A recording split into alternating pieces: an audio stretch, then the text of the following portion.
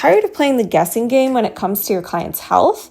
Well, I want to invite you to a free live workshop that's going to be on Monday, May 18th. That's going to talk about how you can go from guesswork when it comes to helping your clients with their health to actually getting them quicker results, and how to become the last health coach or practitioner your clients need. In this workshop, I'm going to be joined by Elizabeth Gaines, who is an education director at one of my favorite coaching certification schools. And in the call, we're going to be talking about how you can gain more confidence in how you help your clients by using functional lab testing, and also what you need to know about metabolic chaos and being able to use data in your coaching. And there's going to be Q&A. So if you want to join us, go ahead and go to HaileyRowe.com/guesswork, all one word, and you will be able to sign up to get the Zoom link to join us on Monday, May 18th. Can't wait. Hello, you are listening to the Health Coach Nation podcast. My name is Hailey Rowe. I'm a marketing and sales coach and strategist for coaches and wellness professionals and even Ayurvedic practitioners. And that's why we have Shweta on the show today. She's an author, she's an Ayurvedic practitioner. So we're going to talk a lot about her journey inside the inner circle and her business.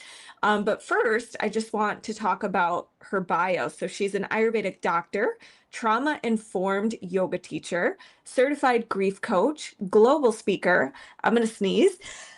Oh, maybe not. Okay. And she's an award-winning entrepreneur.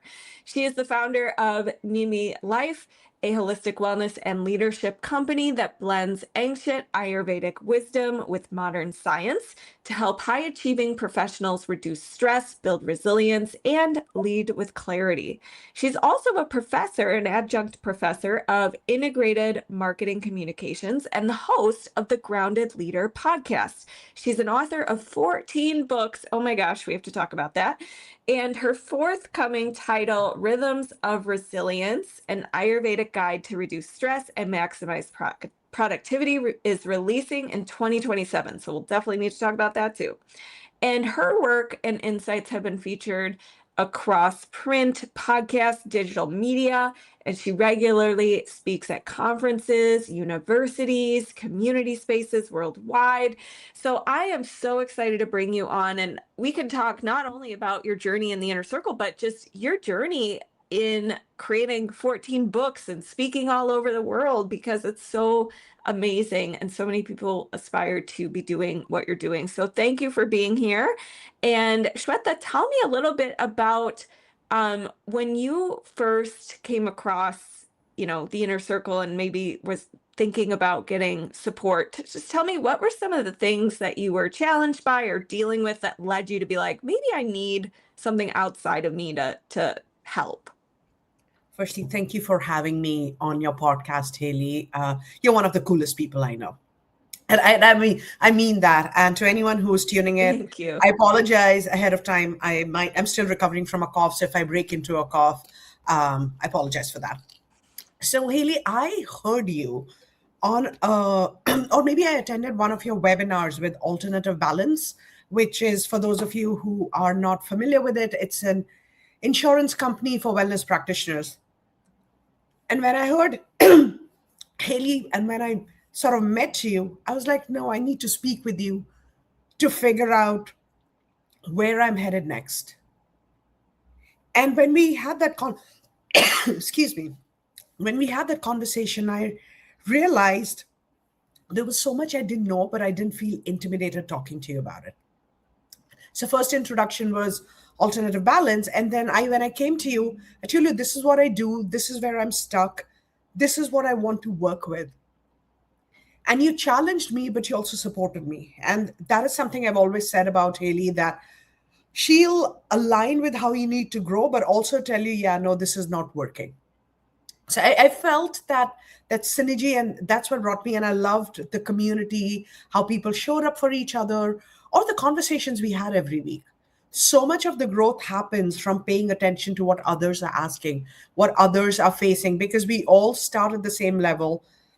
we all grow, then some of us take 5 steps backwards because life happens. And being in that community really helped propel growth and made you realize you're not alone, because entrepreneurship can be very lonely on some days, and just Definitely. right. And just having that community of people felt very nourishing. I love that. Yeah. So tell me a little bit about what were some of the challenges you were dealing with that you wanted to work on? So one of the things that I am so grateful about our work together was my podcast. I've been wanting to launch it for a while, but the timing, the support, my mindset, they were all not aligned. I'll just leave it at that. Like, it felt like such a daunting task. And I remember when I came to you and I was like, I don't know, Hailey, if I have the budget to go rent out this big fancy studio, if I have the bandwidth, I'm already doing so many things. I don't want another thing added to my agenda. And you were like, you can do it from your living room. And I was like, what are you talking about? And I think, all the podcasts that I used to listen to, I listen to a lot more variety now. It was an Oprah or a Mel Robbins or a Tony Robbins or Dr. Huberman, and they have these massive setups. So I just assumed that's what you needed. But I'm a storyteller at heart.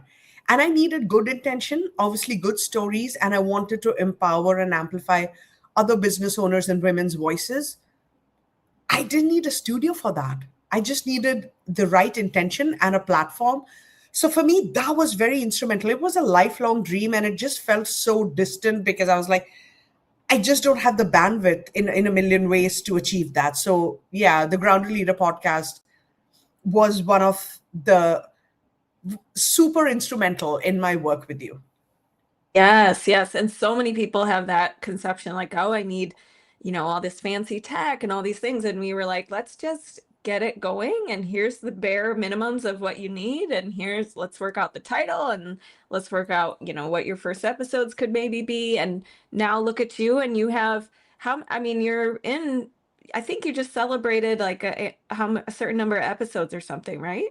I did. And so what I've been doing it is I launched it last summer and I do 2 episodes a month. One is an interview with a guest expert and one is a solo episode introducing people to the concept of, because my podcast is all about, leading from a place of balance. And so it's Ayurveda and mindfulness for high performers and high achievers. So once a month, it's an interview with an expert, a high performer, and once a month, it's me doing these solo episodes. And I feel like it's storytelling in a different form. And the other thing was something that you're very good at, and it's been helpful to, I know, the whole inner circle community is, when people come to you, they come with, like, I came to you, I was like, oh, the podcast, like the studio, I don't have the bandwidth. And you were like, start with the title first. Start with the cover art first. Yes, once it becomes like this thing which is monetizing, you can talk about hiring a graphic designer, but now go onto Canva. So this is a reminder for anyone who's tuning in, like, your dreams are attainable. Like, don't set such high unachievable milestones and roadblocks for yourself. It is important to hire a specialist. I'm all for it. My new website, it came Yeah. from an introduction from you because I was like, yeah, I don't shine here. I need somebody who gets what I do. And it was incredible. So I think you demystify the overwhelm that people bring to the table. For sure. Yeah. And it's very easy to get overwhelmed because there's so many things that you could be doing in your business all at the same time. And your website, yes, one of the things that we worked on was kind of a revamp with the writing on it and what it says. And then you had a designer who was amazing, make it Yes. look beautiful. And so tell me a little bit about, one of the things we worked on was kind of refining your messaging and some of your offerings and things like that. Tell me what some of the either takeaways you had from that or just, things you were struggling with the messaging that we worked through, just because I think a lot of people listening feel like I don't know how to communicate what I do, or I don't know what kind of package to offer. And so they might find it interesting to just kind of hear about that journey. Absolutely. I think for a lot of us, maybe 99% of us, we have this vision, we have this idea, and we go forth and launch the product or the services, and then we worry about social media. I'm guilty of it too, right? I had this conversation with a friend yesterday, and I asked her, she's launching aromatherapy products, and I'm like, why should I buy from you? She's like, no, what do you mean? I said, I wish someone had asked me that question.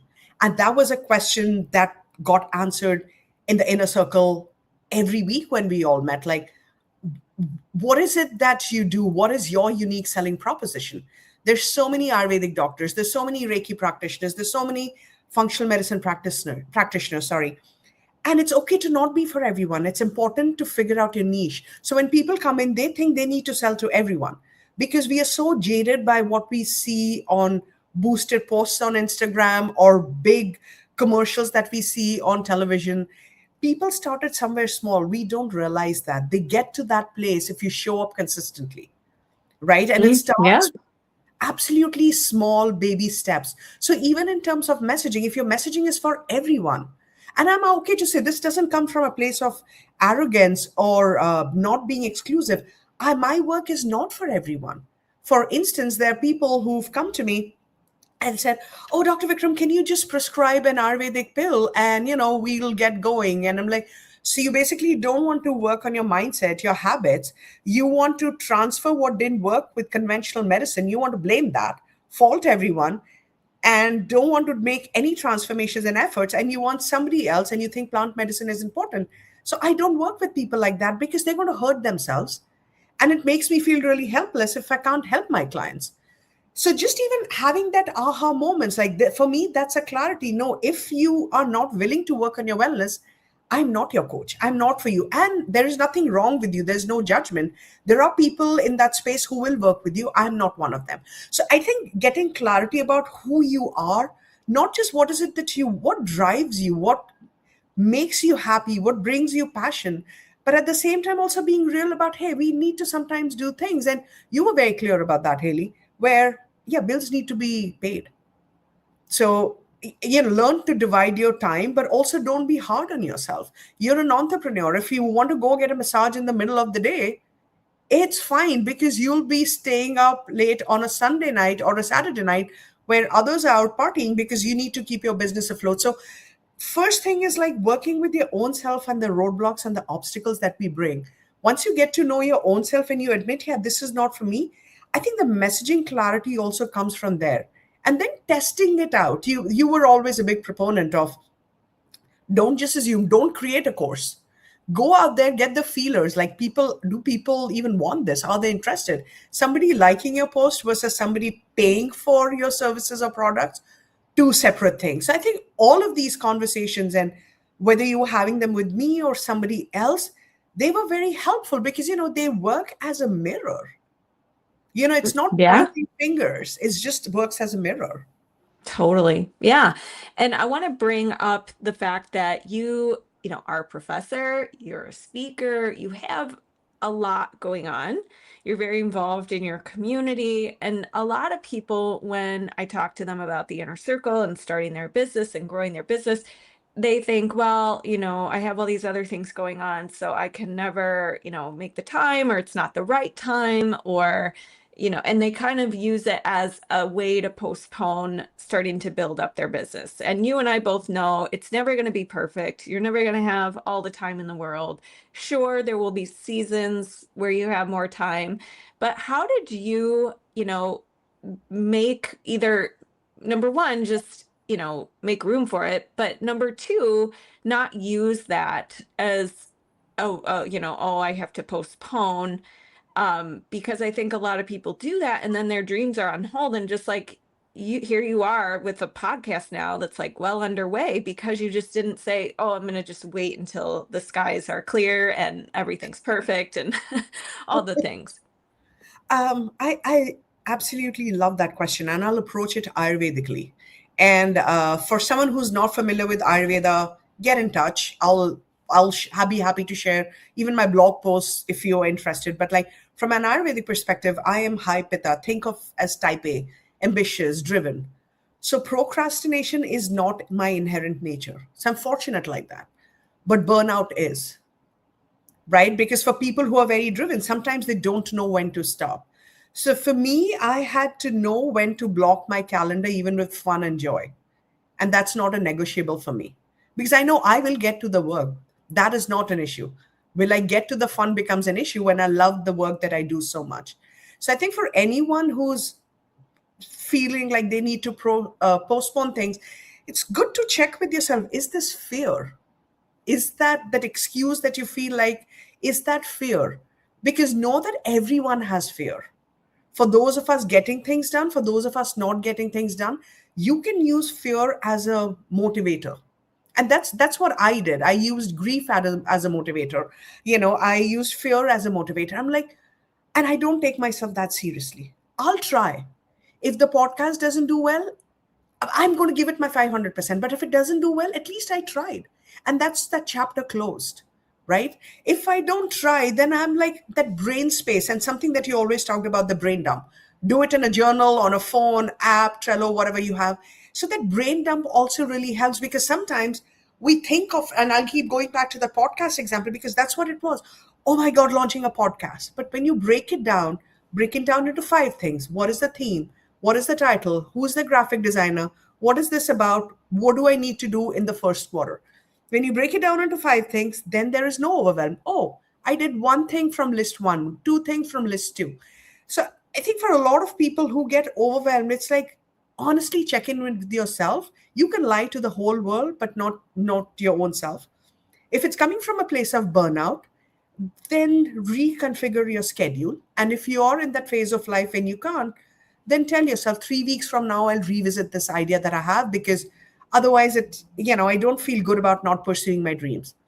And Yeah. if it's from a place of either laziness or fear, just know that you're the only one hurting in that. Because, like you said, Haley, the skies will never always be 100% clear. It won't always be like a sunny 72 degrees. That's not life.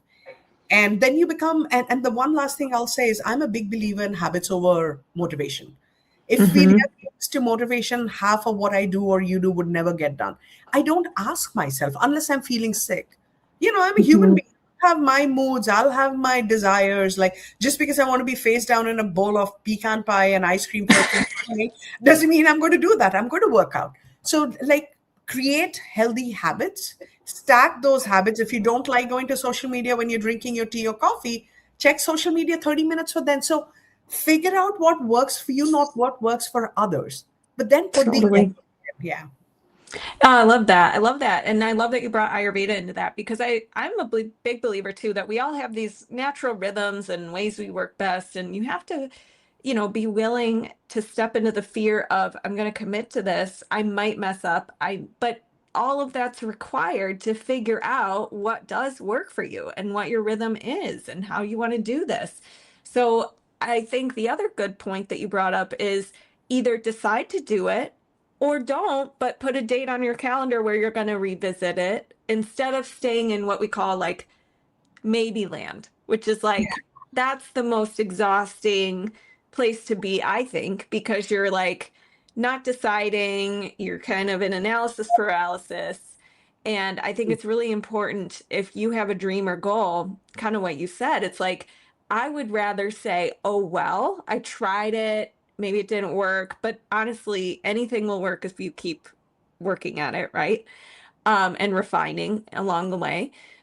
But I'd rather say, oh, well, compared to what if? What if I had tried that dream and I never tried it because I was scared, or because XYD, the stars didn't align and I didn't have the perfect timing or whatever. So I think you brought up some great points there. Now, the other thing we did in your journey together is created your first, or maybe not your first, because you did have a newsletter list, but a lead magnet.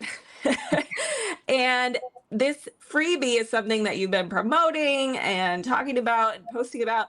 And I remember, with the tech, you were freaked out about it and you weren't sure, what it should be about. And so tell me a little bit about, what you've been doing with your email list. And I know each one of the things we did each month is review your newsletters and tweak some of the copy and calls to action and things like that. Because one thing that you were doing really well was, you are amazing at giving your tips and giving information.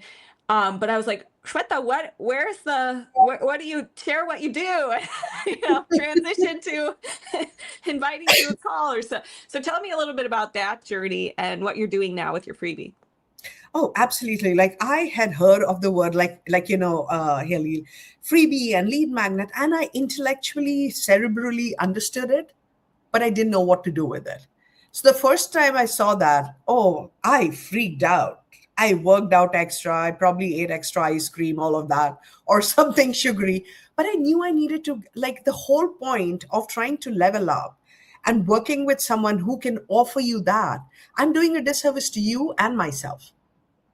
It's so from an Ayurvedic perspective, this procrastination, the stagnation is kapha, there's earth and water, right? So if you want to move past that, you have to literally move physically, mindset wise, spiritually. Like, I'm ready for the next thing. So I told myself I'm going to be uncomfortable and be okay with being uncomfortable. So that was the first step. Like, be uncomfortable, be vulnerable. That's why I'm working with. I told, this scares me. I don't know what to do. You sent me a YouTube video, you helped me create it, then you created another video on how to do it. Since then, I've created 2 freebies.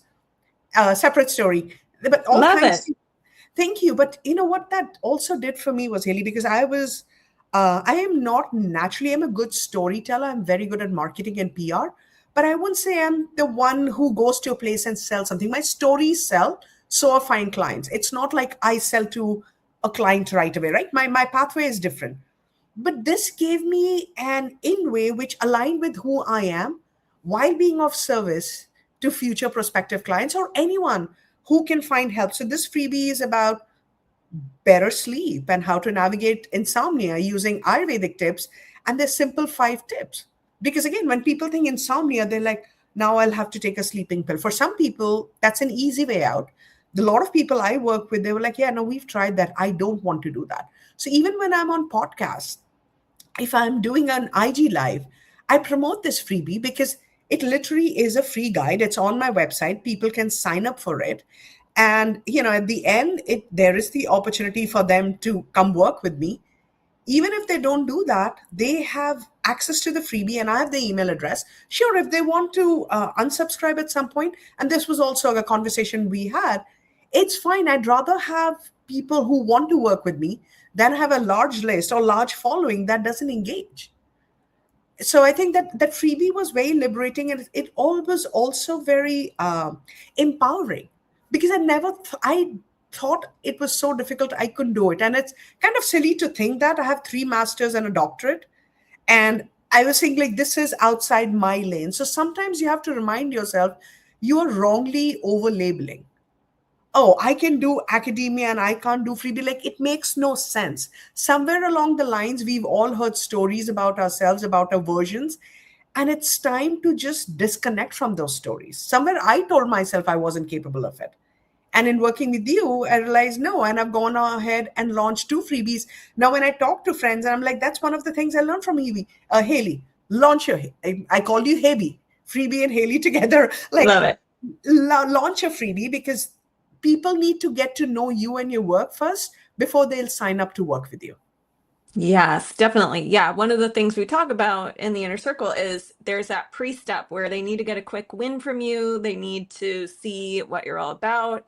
And then that can more naturally transition into sales rather than skipping that step and then going straight for the sale. And nobody had a struggle or problem they engaged about with you. So it feels very out of place. So I love, first of all, that you learned how to do the freebie in the inner circle, and now you're able to produce more freebies based on what you're hearing people want and need, and expand that without needing to hire it out every time, which can be expensive, and do all of that. You had to work through the block of like, oh, I just am not tech savvy. And we talked about too in the inner circle, I've had thoughts like with investing and money stuff, like, oh, my brain just like turns off when I hear all this language and it's complicated, and how I had to shift that, and how you had to shift that with, some of this freebie stuff. And I love that you said, I have like a master's and I think I can set up a freebie, Right. And Such a good not point. taking away anything from it. It is a complicated Yeah. process, right? Mm-hmm. But it's also like how, like you were saying, how we tell ourselves these stories. And then as business owners, I'm like, it's something that you said, learn to hire help, right? So in some spaces you hire help, but in some spaces you need to know what you know before you can hire help for it. If you were to work Yes. with a VA, I need to know my business before I hire someone. If I hire somebody outside of what whom I know, like, we work together, that's very different. But like if I hired somebody whom I didn't know, I have no idea what they're working on. And I'm not saying they could, yes, they could overcharge me. That's the least of the concerns. If I don't understand the process, I don't know what I'm offering to my audience. How many emails do they receive? What does automation mean? Like I'm using the word automation right now and feeling super cool about it. And I was overwhelmed by that word last year. So yeah, I think people to be part of the community, these conversations, and I've heard my colleagues in the inner circle, their overwhelm might have been, how do I start an Instagram account? But it's again, instead of how do I start, everybody's thinking, how do I get the 30 million followers? And it's not about the followers, it's about the engagement. And I also wanted to address something that you asked earlier, like when people postpone it, like I don't have the time. I was listening to somebody's talk, and they said statistics say average American watches between 30 to 40 hours of between screen and television time every week. Wow. So if we have the time to do that, if we have the desire and intention, we have the time to learn new skills. Yes. Oh my gosh, so good. So one of the other things that, comes up in the inner circle is mindset, and we've touched on that a little bit, but you've had even, in addition to business growth things, you've had some personal life growth changes with habits, changes with finding your schedule, all of that kind of stuff. So, and even like just relationships you've changed, things like that. So tell me a little bit about what are some of the mindset shifts you had to have in the inner circle, or aha moments, or things like that? I think one of the biggest ones was I think of myself as someone who's very committed and dedicated, and I show up. But are you showing up with the right mindset, or are you bringing some old baggage? So showing up just doesn't mean showing up. And I'm not saying this about anyone. I'm just saying this. If my camera is off, I can't focus. So showing up means being fully present, not doing 30 things at the same time. Some people are good at it, and more power to them. So just even acknowledging that small thing in the mindset. Like for me, showing up means camera on, paying attention. It doesn't need to be about my questions, what others are asking, what's the engagement. So there was that small shift, but that also translated into how am I showing up in my relationships? Am I just there because they're familiar? Am I just there because I'm expected to? Am I just there because as a woman, I have a hard time saying a no? And then what happens is it happens in the business, and our business and personal life are not that separate. They're pretty interwoven. Then one day you just emotionally explode. And I didn't want that. It's exhausting, right? So it's like setting up that schedule, setting up what my triggers are, setting up which part of the day, and this is again Ayurveda, certain hours of the day are really good for certain kind of work, honoring that. But also, it was something that you said, like, have all of this, but then life happens and be flexible. So I'm high pitta, I'm type A. Like, if I say something, I'll do it.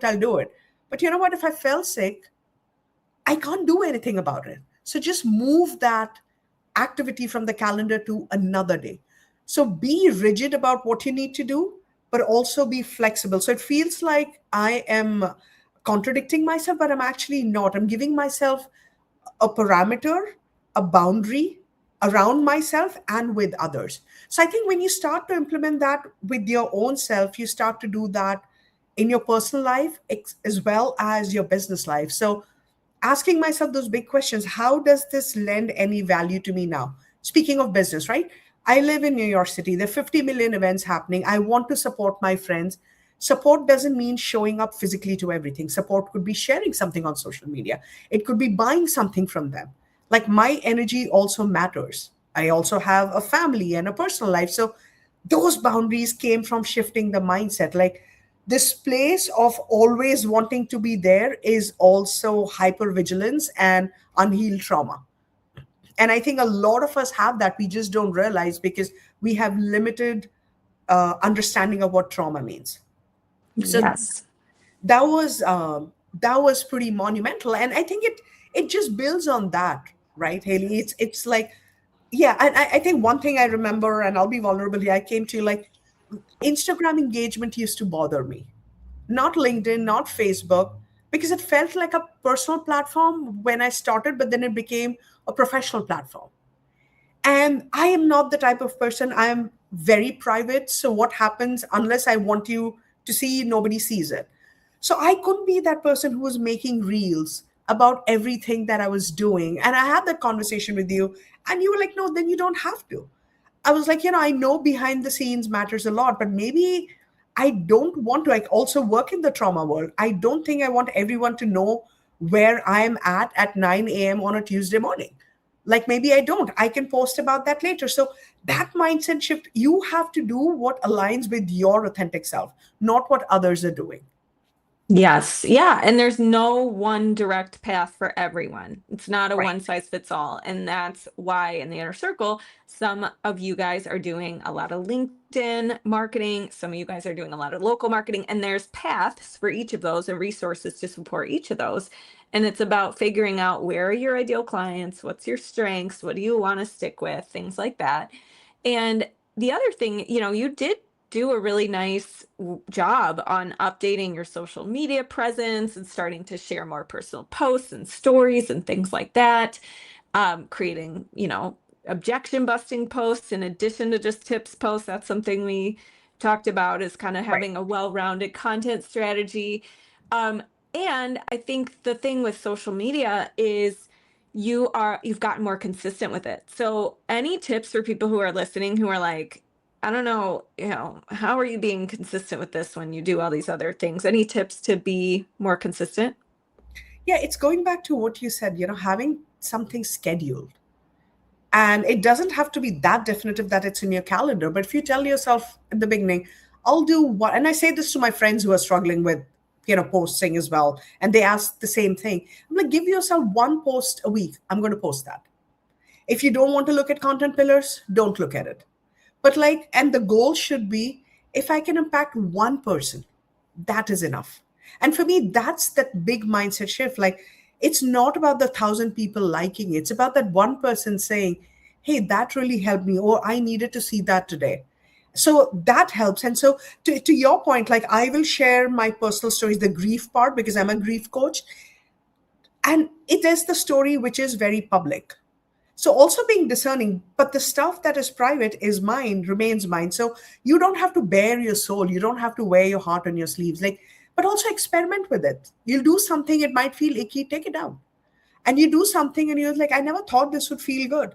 So be it. Like experiment, but experiment to get to know yourself, to impact that one person, not with the idea of engagement, because we have no control over the algorithm.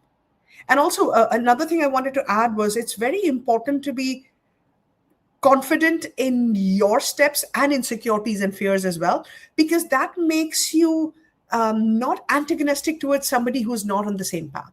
So just because I don't share behind the scene or, from the location, I speak at many conferences across the globe, I'll share at the end of the day, but not while it's happening. That's my prerogative. But there are people who share everything, and that's their prerogative. So if you're in your lane, doesn't mean someone else's lane is wrong. So I think just the more you get to know yourself, the more confident you become. And then you're very okay with whoever is doing what. Yeah, comparison can be a big thief of consistency. When you're comparing yourself, it makes you not want to do the posting because you're like, well, who wants to hear from me when so and so is doing such a better job and they're so much farther along and all the things. So I think that's a very good point.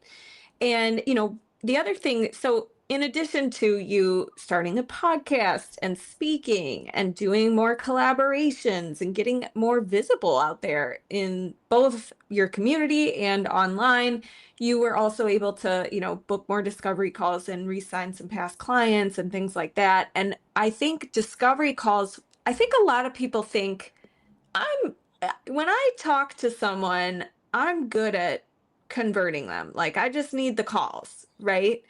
But I think maybe a surprising thing you might have seen in the inner circle is oh, maybe there are tweaks to my discovery calls to help me convert better. Even though I thought I was really good at converting, maybe there's things I'm missing that may go better. So can you tell me a little bit about some of the shifts you mentioned too with mindset? Like you had to work through some sales mindset shifts Yeah. and things like that. So tell me a little bit about your discovery call journey and shifts you had to make with sales. Oh, absolutely. This was, I think, for me, the biggest work in all the things that I did in the inner circle. Because, like I've said, and I say this very openly, I don't think of myself as a salesperson. I'm a good marketing and PR person, right? That's what I also teach at a business school. And but then I also had the mindset was I also had these stereotypes around what sales looks like. When I heard you, when I first met you on that webinar, I didn't feel icky. Sometimes I feel like I'm halfway there and somebody's just trying to sell me stuff, and I no longer judge that. That's their process. It's not aligned with me, and that's okay. We won't work together. So when we started to talk, one of the things that you mentioned in the inner circle is like, if you don't tell people about what you do, you're actually doing a disservice because people out there are looking for the kind of work that you do, each one of us. So for me, that was the shift. I'm being of service. See, if I had a shoe business, Haley, sales would be a lot easier. But because I'm in the wellness space and I focus a lot on emotional and mental well-being and gut health, which is connected to your mental health, and grief coaching and trauma work, it's not my personality to be aggressive, and B, I was like, if you sign up now, I do this. It's inherently against my nature and my work ethics, but it's also not in alignment with the work that I do. So I didn't want that conflict. And for me, my honesty and authenticity are very, very important. So I think that mindset shift was I'm trying to be of service to others. And I don't do that pressure that sign up now and give you $99. And there's nothing wrong with it. It just doesn't work for a wellness practitioner for me. There are people who do that and more power to them. So I think that mindset shift was just that listening to people. I love, when people work with me, they always tell me they feel they get control back. They feel visible and seen and heard. So it's just giving them a taste of that, what that feels like if we work together, and actually listening to them. And also reminding myself, things take time. You had shared this last year. It takes 9 times for people to 9 times of sharing or mentioning your work for someone to pay attention once, right? So a discovery call doesn't mean it leads to sales. It just means you're getting the conversation started. The other thing that I was able to, and I inherently, I love to be of service. I love to help. So you were like, share your freebie. Like, hey, while you make up your mind and things might not be aligned, uh, and what is stopping you, here is a freebie. So it took away that layer, like, oh, come buy from me. I didn't want to do that.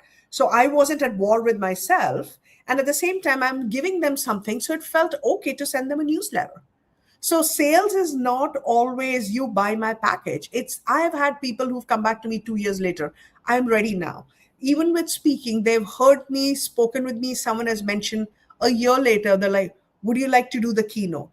So A, show up consistently and show up as who you are, not what you think you should be. And there's an audience for each one of us. And I think that mindset shift was integral because I think a lot of people think, oh, I don't have clients. No, no, no. It's all work in progress. Every conversation is you leading towards helping someone. So the minute you start to think, especially in the space of wellness, I'm helping someone, you're not thinking of it as sales. And I think that makes a huge difference with the discovery. Yeah. Oh yeah. Shifting from, oh, I have to make the sale and there's so much pressure causes you to show up a certain way versus I'm here to serve, I'm here to invite, I'm here to share my offer if it makes sense. That leads to a much more natural conversation, a more positive experience, and surprisingly, more conversions because people are like, oh, you're not acting super weird. And they're going to read that feeling of like, oh my gosh, this person's nervous or the pressure and I think the other thing, you were able to sell a client for a 3-session package at a new higher rate. Right. I think a lot of times people are scared of changing their rate or changing their program structure, or selling a package of sessions instead of only single sessions. So what about, when you had a change you made in your business that you're like, I don't know if this is going to work or not. How did you do that without feeling like, oh, like it's going to, I don't know, just getting in your own way? How did you like allow room for changes, even though you weren't positive how it was going to work out? I think it's about that worthiness, right? So I recently watched, like most of the world, Devil Wears Prada 2. And Meryl Streep in an interview said at age 76, when she was approached, she asked to double her fee. And they said a yes. So it took her that long to realize her worthiness, right? Like in terms of monetary worthiness, not in any other way. And I think it's a very similar journey at different spaces, clearly in life and different levels. It's like I'm worthy of this, the kind of work that I do. I genuinely like listening to people and their stories. And even if they don't sign up with me, and if they can share like their emotions and tears, and they feel like I finally feel seen, for me, I'm not saying it's good enough for my business. That's why I do other things as well. But I'm saying I feel good enough in that moment. And I just feel good. Good work never goes a waste. In talking to my clients, I realize that's something they haven't experienced elsewhere. I'm not just seeing them like, oh, I'm your Ayurvedic doctor, so I see. I see them as a human being. I see them for the trauma that happened at age 5 and everyone told them to get over it. I see them for the trauma that happened yesterday, but people will not even give them the space to grieve. So when I realize it's not just Ayurveda, I'm giving them the control back, the lever of control back in their lives. I'm doing a lot more than they even know that they signed up for. And I think it was just reminding myself of the work that I do and the worthiness. And with the new client, there was never an issue. So I'm like, we are constantly comparing ourselves to what's in the market. But if I am uniquely positioned to be so different from everyone else in my realm, why am I comparing myself to what others are doing? And there might be people who offer things for 9.99 and you get this for free, and there are people who offer for 999. There's an audience for everyone. And I think for me, that's what it was, just realizing the worth that I bring to these, not even the clients, even discovery calls, where people Yeah. tell me like, and you had said this, Hailey, to show up with that abundance mindset. So my discovery calls are typically 20 minutes, but I let them go on for 30 minutes now. Mm-hmm. Because you said like, it puts people on this hyper vigilant mode, like 20 minutes, I need to say everything now, I need to, and I'm in that mode, oh, I need to impress them, this is like, no, a conversation. Okay, what do you need from me now? Mm-hmm. So showing up with that abundance mindset, but also at the same time honoring where you've reached. Yes, when you're just starting out, you do things for a lower fee, you do things for free, and even today you might do some things for free. I do them because it's something very Mm-hmm. close to my heart. But there are Mm-hmm. things where I deserve to be paid, and I'm unapologetic about it. Yes, I love that. Yes. And what about, is there anything else, I want to talk about your book and all the things you're up to, but is there anything else about the inner circle, either wins wise that happened for you that you want to share, or just things you really liked about the resources? Or one of the things we didn't touch on is, and people should know, is that the inner circle, when you join during an early bird launch, you get private bonus sessions. So it's a very hands-on thing for a group program. It's not like you're just, on a call with 200 people and it's good luck, get your question answered. It's very like we're engaging weekly together, sometimes daily, because you have daily access to me to ask questions and get feedback on even things you've written up for a newsletter or posts or things like that. So is there anything else you want to share just about the journey in the inner circle that you liked, or wins or anything like that? I really liked how involved yet non-attached you were. And this sounds like a backhanded compliment, but it's not. It's a very yogic philosophy because I do that with my clients. I'm very invested, but I'm also non-attached. I can't be your journey. So I really appreciated that. So when people showed up and asked questions, you were there. You were helping people navigate Katra and, the modules, and reminding them like it doesn't have to be in a clinical order. If you're getting money and business, go do that. So, but people had to do the work. Right. And I remember I'm the type of person who really likes to show up if I've signed up for something out of respect for me and the other person. So whether it's a newsletter post, I remember like people were just starting, not Canva, which is GABA, and they were creating presentations, and you were more than happy to comment and share feedback. So I liked that if someone doesn't want, you would ask them if, how you doing? Do you have any questions? You would prompt that. But if people were like, no, I'm good, I'm busy, you also let it be. Like, you can't help someone who doesn't ask for help. But at the same time, there were a bunch of us who were forever, I need help with this. Can you take a look at that? I want to do this. And because of you, I started sending newsletters once a week. And I said to you, but people are unsubscribing. Or what if they unsubscribe? And you were like, even if they don't, once a year, just clean your list. Because you want those people who actually want to work with you. So for me, for anyone who's looking to work with you, if they're willing to do the work, you are there. It's not like, Emma, even when you go away on trips, you give people a heads up. We are adults. You don't need to do that. Like, and I always respect that. And big thing is the abundance mindset. Some coaches will tell you, and it's not good or bad, it's their philosophy. If they're not paying you for extra, why are you doing this extra? And that scarcity mindset shows up in every aspect of work, where you talked about abundance. You didn't say, I will only respond to 2 emails a week. I will only respond to this. So the more you showed up with abundance, it allowed others to show up with abundance. And I think the world we live in today, that's a rare but beautiful quality to have that faith that work will come my way. And I think that's a really good thing about the inner circle, the abundance mindset. Yeah. Well, and there's a thing in the coaching world called holding space. So the whole non-attachment thing is like, if I jump in the pool with you and I'm like, you're overwhelmed. Okay, I'm overwhelmed too.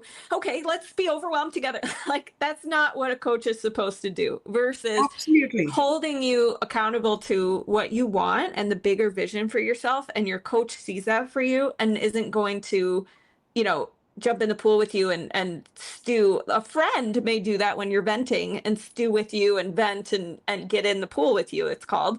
But a coach holds space, holds you accountable to what you say you want, sees you as capable, is there for you to answer your questions, help you, guide you along the way. But if I'm getting frantic because you're frantic, then we're both frantic, and that's not not going to go well. So I appreciate that, actually. I really, and it's taught me to show up differently with my clients. So that's why I said it might sound like a backhander, but it's only an appreciation, because the non-attachment is what keeps the value of the work growing. If we all get sucked into emotions, as women, it's very easy to do that. I am sad, somebody is angry, we bring the emotions and the work stays outside. In this case, you were holding space. Like, I'm sorry you're going through this. I've had my grief periods, and I told you the death anniversary coming up. And you were like, take what you need, and I'm here. And so I appreciated that. But I like to work through those periods, like sitting with my grief. I'm not denying it in any case. So I like that you held space, but at the same time, it's not like you're adding fuel to the fire. Right. Yeah. So tell me now about this book you have, because honestly, it applies to the listeners on the show, because as entrepreneurs, we definitely need to learn how to manage our stress. We need to learn how to be more resilient. We need to protect ourselves against burnout. So tell us about this book you've written. So it's called Rhythms of Resilience. And the subtitle we are finalizing, but it's basically filled with Ayurveda and mindfulness tips. And it comes out in April 2027. And it came from the same idea of like, I'm trying to help the younger Shweta who wishes she knew this, or that one person who gets, 5 people in your inner circle community, you're like, oh yeah, that's me. So we have this ambition, but very often we don't know how to work from a place of balance. I see that in my clients too, like, oh yeah, I work 80-hour weeks. Sometimes we all do, but there's nothing to take pride in it. So it's all about bringing in how to look at optimum work times, the balance of food, sleep, how do you use your creative energy, the value of addressing your grief, because unaddressed grief and emotions can make us really sick. How do you navigate all of this as a woman, as a leader, as a busy parent, as a high achieving student, as an entrepreneur? So it's written from everyone's perspective. So there's something for anyone who identifies with the world we live in, which is, high performing, high achieving, but we also getting burnt out. But oftentimes we don't know where to stop. People stop when they're burnt out, they're sick, and they refuel. Then there's guilt and there's a pile up of work, and they go back to it. Yeah. Oh my goodness. What's working for you lately when it comes to preventing burnout? The boundaries with the mindset, being okay with saying no. Like, I'll give you an example. Like, I've been traveling a lot of late for speaking events, which is great, but I also teach and I have other clients, and my family time is very important to me. So if I'm back on a Friday and we have guests in town on a Sunday, and if someone wants to meet on a Saturday, I'll just turn it down.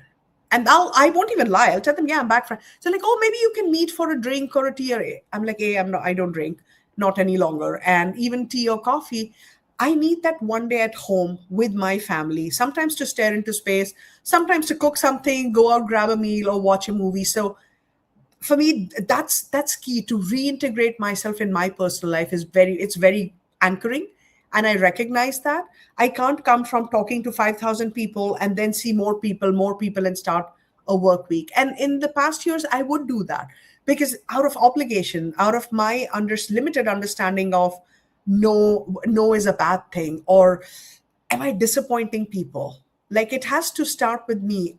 Should I be there sick, agitated, you're ruining my time? Or can I say maybe next time and really own my rest? And I've realized, Haley, in doing that, I'm giving others the permission as well. Like, they can say a no the next time, and human bodies change. Yes, I'm not about canceling plans, but when I know I'm going to be back and I have one day to rest and reset, I'm not making plans with anyone that day. And I think that also applies to work. I don't care how much money that is. Like, if I need something to reset myself, I'll do it, because then when I pour Yeah. myself into work, I can show up 100%. Brilliant. Boundaries, everyone. So, Shweta, where can people stay connected with you, share your freebie, all the things? So my first name and last name, that's my website. The freebies on there. You can subscribe to my newsletter, shwetavikram.com. The blog post, if you're curious about what Ayurveda is, I blog on there.